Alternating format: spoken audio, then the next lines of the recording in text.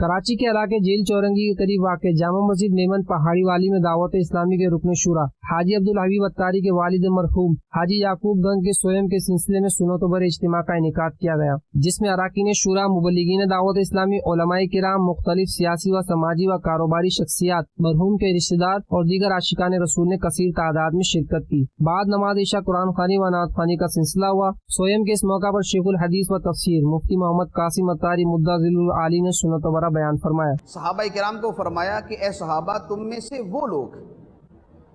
جنہوں نے فتح مکہ سے پہلے اللہ کی راہ میں خرچ کیا اور جہاد کیا، یہ اور بعد والے برابر نہیں۔ اولئک اعظم درجات عند اللہ، یہ پہلے خرچ کرنے والوں کا مرتبہ خدا کی بارگاہ میں بڑا بلند ہے، یہ زیادہ مرتبے والے۔ دعوت اسلامی کی جنہوں نے خدمت کی ہے، جنہوں نے دعوت اسلامی کے لیے قربانیاں دی ہیں، ان میں آج کے لوگ بھی ہیں کہ دعوت اسلامی عروج پہ ہے، اللہ تعالیٰ نے وسائل پیدا فرمائے ہیں، آسانیاں پیدا کی ہیں، ہر طرف سے عزت اور اکرام کا برتاؤ ہوتا ہے۔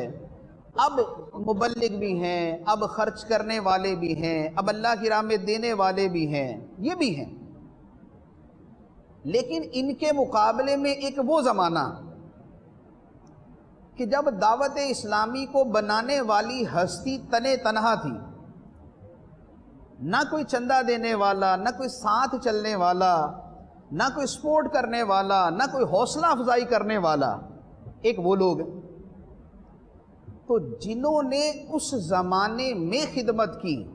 اور اپنا مال خرچ کیا اور اپنا وقت دیا اور اپنا گھر دیا اور اپنی قربانیاں دی ہیں،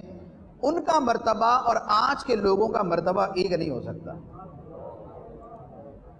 صحابہ کرام کے اندر بھی جنہوں نے بھی اسلام قبول کیا، جو بھی صحابہ کرام تھے، سارے صاحب ایمان اور ایمان والوں کے اعلیٰ مرتبے پر تھے، اور ہر صحابی پوری امت سے افضل، ہر صحابی پوری امت سے افضل۔